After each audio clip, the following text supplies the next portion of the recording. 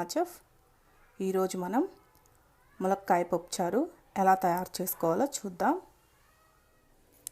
ఈ ములక్కాడ పప్పుచారు తయారు చేయడానికి కావాల్సిన పదార్థాలు: కందిపప్పు 1 కప్పు తీసుకోండి. ఈ చింతపండు 1 నిమ్మకాయ సైజ్ అంతా తీసుకొని ఈ చింతపండులో వాటర్ పోసి పక్కన పెట్టుకోండి. అంటే ఈ చింతపండు మునిగేంత వరకు వాటర్ పోయండి. వాటర్ పోసి దీన్ని పక్కన పెట్టుకోండి.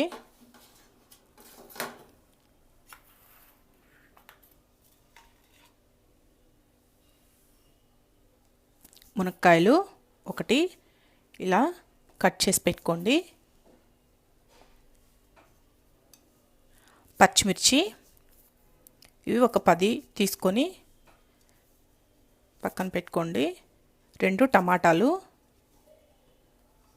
కరివేపాకు 1 రెమ్మ, ఉల్లిపాయ 1, పోపుకి ఈ పోపు దినుసులు జీలకర్ర, ఆవాలు, శనగపప్పు, మినప్పప్పు 2 లేదా 3 ఎండుమిర్చి, 4 రెమ్మల వెల్లుల్లి. ఇది సంబార్ పౌడర్ అండి. దీన్ని ఆల్రెడీ నేను వీడియోలో మీకు చూపించి ఉన్నాను. ఈ సంబార్ పౌడర్ లేకుంటే మీరు పసుపు అయినా యాడ్ చేసుకోండి. ఇది వేసుకోవడం వల్ల పప్పుచారు చాలా టేస్ట్గా ఉంటుంది. ఇది 2 స్పూన్లు. ఆయిల్ 2 టేబుల్ స్పూన్లు. ఉప్పు రుచికి సరిపడా. ఇప్పుడు మనం తయారీ విధానాన్ని చూద్దాం.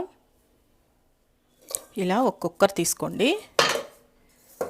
కుక్కర్ తీసుకొని దీంట్లో మనం ముందుగా తీసుకున్న ఈ కందిపప్పును వేసి నీళ్లు పోసి శుభ్రంగా కడిగి 2-3 సార్లు శుభ్రంగా కడిగి పెట్టుకోవాలి. ఇలా 2-3 సార్లు శుభ్రంగా కడుక్కున్న తర్వాత వీటిలో 1 గ్లాస్ వాటర్ పోసుకొని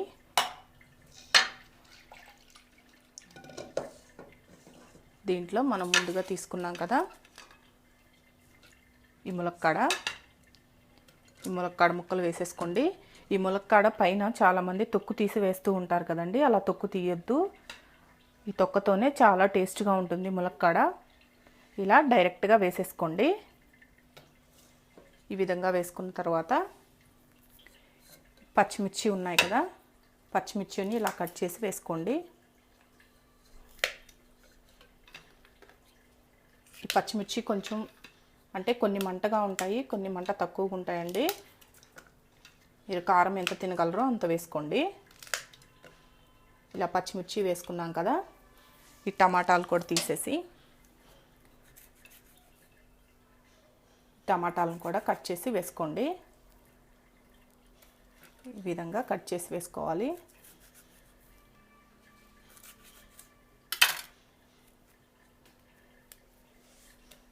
ఇలా కట్ చేసేసి టమాటాలు కూడా వేసుకున్నారు కదా, దీంట్లోనే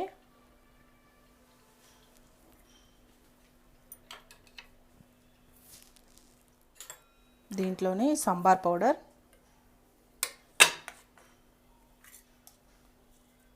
ఒక 2 టేబుల్ స్పూన్లు ఈ సంబార్ పౌడర్ వేసుకోండి. ఈ సంబార్ పౌడర్ లేకుంటే మీరు పసుపు కూడా యాడ్ చేసుకోవచ్చు. ఆ పసుపుతో పాటు 1 టీ స్పూన్ ధనియాల పొడి కూడా వేసుకుంటే చాలా రుచిగా ఉంటుంది. ఈ సంబార్ పౌడర్ లేనట్లయితే అది వేసుకోమని చెప్తున్నాను. ఇది ఉంటే ఇదే వేసుకోండి, టేస్ట్ బాగుంటుంది. ఇవన్నీ ఇలా వేసుకున్నాం కదా, ఇవన్నీ వేసుకున్న తర్వాత కుక్కర్ మూత పెట్టేసి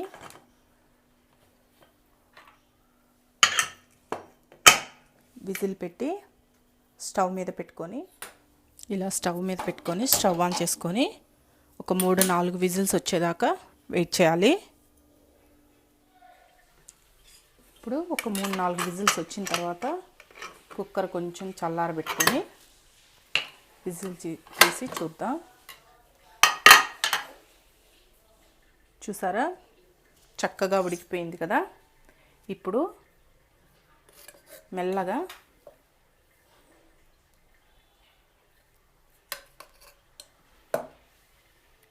ఈ మునక్కాయలన్నిటిని తీసుకొని ఒక ప్లేట్లో పెట్టుకోవాలి.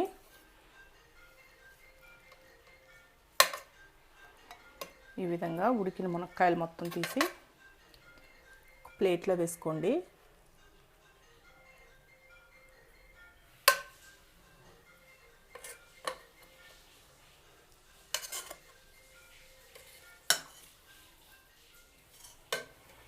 ఈ విధంగా ములక్కాళ్ళన్నీ ప్లేట్లో వేసుకున్న తర్వాత మిగిలిన పప్పు ఉంది కదా, దీన్ని ఒక పప్పు గుత్తి తీసుకొని బాగా ఎనుపుకోవాలి.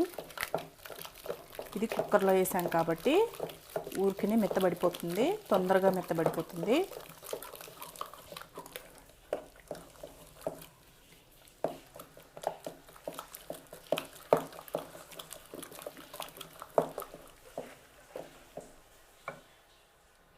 ఇలా మెత్తగా ఎనుపుకున్నాం కదా, ఇప్పుడు దీంట్లో మనం ముందుగా తీసి పెట్టుకున్నాం కదా చింతపండు, ఈ చింతపండు వాటర్లో నానబెట్టి పెట్టుకున్నాం కదా, ఈ చింతపండుని బాగా పిసికి ఈ గుజ్జుని దాంట్లో వేసుకోవాలి. ఈ గుజ్జుని తీసి దీంట్లో పోసుకోండి.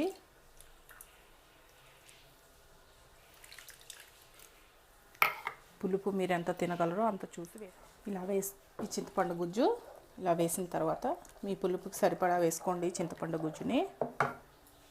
దీంట్లో వాటర్ పోసుకోవాలి. మనం పప్పుచారు అనుకున్నాం కదా,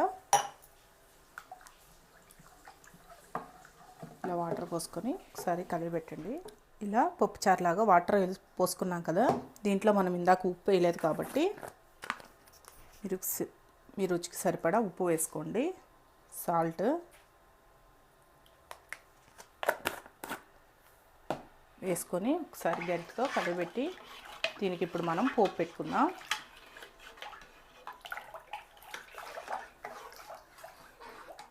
ఇప్పుడు స్టవ్ ఆన్ చేసుకొని బాండిలి పెట్టుకొని దాంట్లో ఒక 2 టేబుల్ స్పూన్ల ఆయిల్ వేసుకోండి.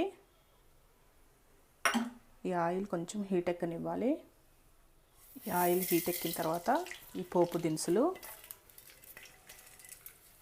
జీలకర్ర, ఆవాలు, శనగపప్పు, మినపప్పు,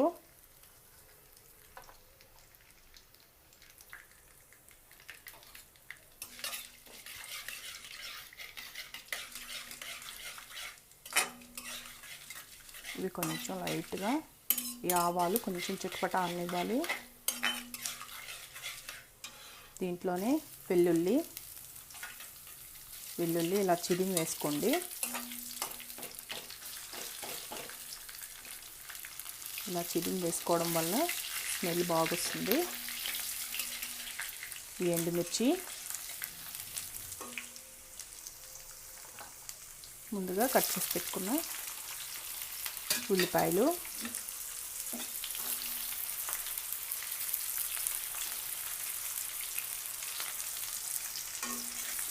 ఇవన్నీ కొంచెం వేగనివ్వాలి.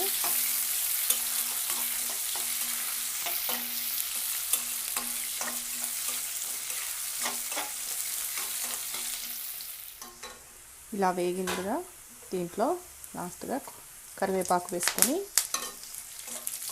కొంచెం కరివేపాకు కూడా వేగేటట్టు తిప్పండి.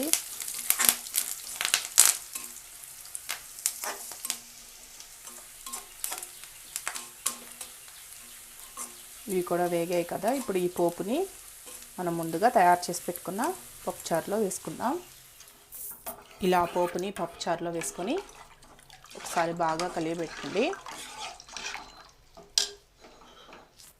కలియబెట్టి మనం ఇందాక ఎనిపేటప్పుడు ములక్కాడలు తీసి పక్కన పెట్టుకున్నాం కదా, ఇవి కూడా దీంట్లో వేసేసేయండి.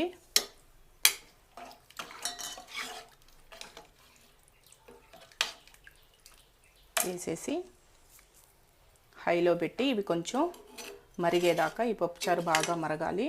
ఎందుకంటే మనం తాలింపు పెట్టాం కదా, తాలింపు ఇది మొత్తం బాగా కలిసిపోయి బాగా మరిగితే టేస్ట్ బాగుంటుంది. ఒక 10 నిమిషాలు బాగా మరగనివ్వండి. చూసారా, ఇవి బాగా బాయిల్ అయ్యాయి కదా, బాగా మరుగుతున్నాయి కదా. ఇప్పుడు స్టవ్ ఆఫ్ చేసేసి వీటిల్ని మనం సర్వ్ చేసుకుందాం.